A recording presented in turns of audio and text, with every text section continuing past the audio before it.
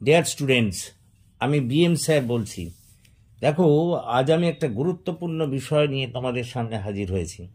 তোমরা যারা 2025 সালে ইংলিশ অনার্সে ফার্স্ট সেমিস্টার পরীক্ষায় বসতে চলেছ, তাদের জন্য একটি খুব গুরুত্বপূর্ণ শর্ট নোট ইংলিশ লিটারেচারের উপরে, হিস্ট্রি অফ ইংলিশ লিটারেচারের উপরে নিয়ে আমি তোমাদের সামনে হাজির হয়েছি, যেটা এবারে আসতেই পারে।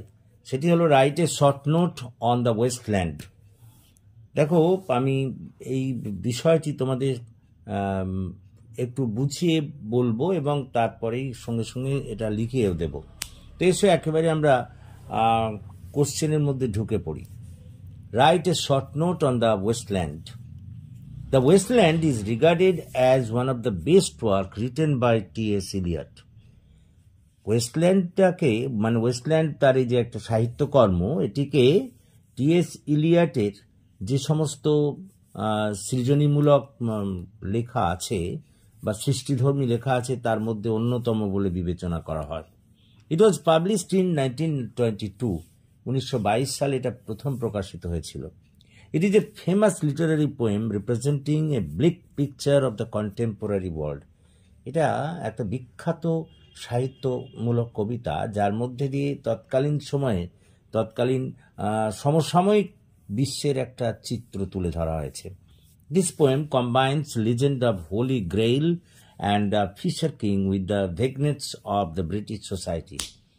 এই কবিতাটির মধ্যে দিয়ে কবি একদিকে যেমন হোলি গ্রেইল এবং ফিশার কিংয়ের কথা বলেছেন এবং তার সঙ্গে ব্রিটিশ সমাজের কিন্তু একটা সমন্বয় সাধন করেছেন। Paragraph. The poem's 5 sections.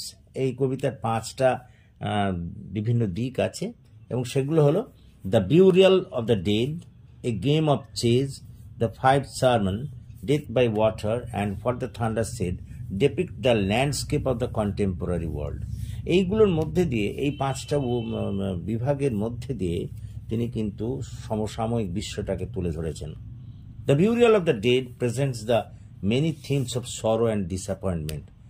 The Burial of Dead এর মধ্যে দিয়ে তিনি বিভিন্ন ধরনের দুঃখের এবং অসন্তোষের বিষয় তুলে ধরেছেন।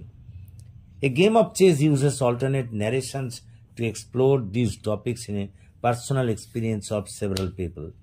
এবং এই গেম অফ চেসের মধ্যে দিয়ে তিনি বিভিন্ন ব্যক্তির যে অভিজ্ঞতা সেগুলোকে তুলে ধরেছেন। The 5 sermon gives a view points with influences from eastern faith.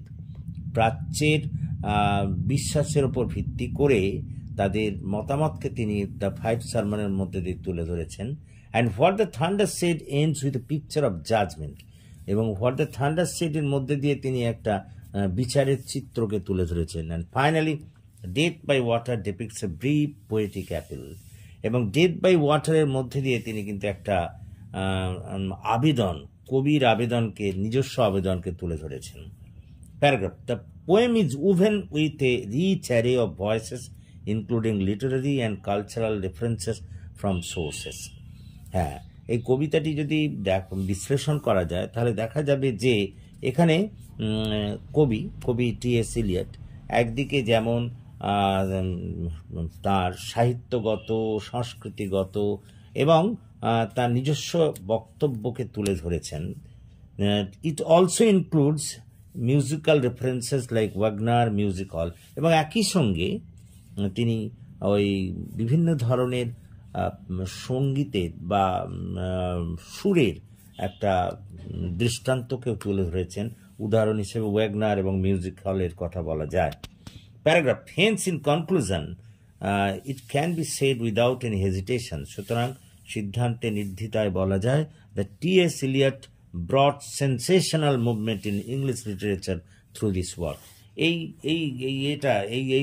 কবিতাটার মধ্যে দিয়ে টি.এস. ইলিয়ট ব্রিটিশ সাহিত্যে বা ইংরেজি সাহিত্যে একটা আবেগের ঝড় তুলেছিলেন, এ বিষয়ে কোনো সন্দেহ নেই। তো আশা করি তোমরা বুঝতে পেরেছ। ঠিক এইভাবেই লিখতে হবে এবং আমি মনে করি এইভাবে লিখলে তোমরা ভালো নম্বর পাবে। So that's all for this day. Thank you for watching and listening. So please subscribe my channel তোমরা আমার এই চ্যানেলটিকে সাবস্ক্রাইব করো, আমাকে এগিয়ে আসতে সাহায্য করো, যাতে তোমাদের আমি আরও বেশি করে কাজে লাগতে পারি। So that's all for this day. Thank you for watching and listening.